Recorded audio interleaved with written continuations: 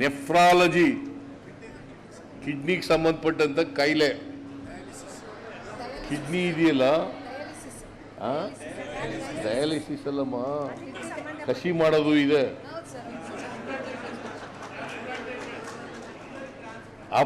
ಅದನ್ನು ಮಾಡಿ ಟ್ರಾನ್ಸ್ಪ್ಲಾಂಟ್ ಮಾಡ್ತಾರೆ. ಈಗ ಎಲ್ಲಿವರೆಗೂ ಹೋಗಿದೆ ಅಂತಂದ್ರೆ ಶ್ವಾಸಕೋಶನೇ ಟ್ರಾನ್ಸ್ಪ್ಲಾಂಟ್ ಮಾಡ್ತಾರೆ.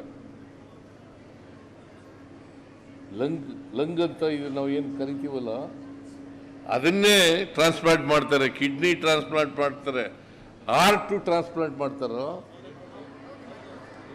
ಮಾಡ್ತಾರೆ, ಲಿವರ್ ಟ್ರಾನ್ಸ್ಪ್ಲಾಂಟ್ ಮಾಡ್ತಾರೆ. ಇನ್ನು ಉಳಿದಿರೋದು ಒಂದೇ,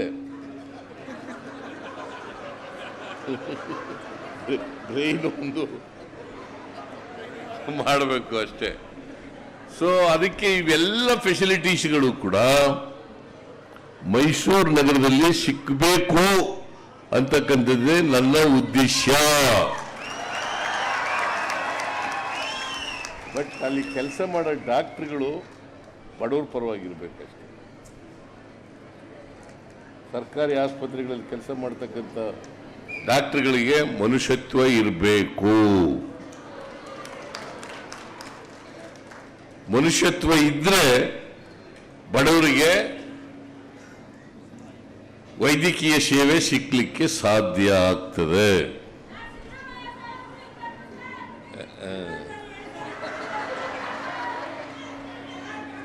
ಸೊ ನಾನು ಈ ಬಾರಿ ಮೈಸೂರು ನಗರಕ್ಕೆ ಇನ್ನೂ ಏನೇನು ಫೆಸಿಲಿಟೀಸ್ ಒದಗಿಸ್ಕೊಡ್ಬೇಕು ಅವೆಲ್ಲ ಒದಗಿಸ್ಕೊಡ್ಲಿಕ್ಕೆ ಪ್ರಯತ್ನವನ್ನು ಮಾಡ್ತೇನೆ.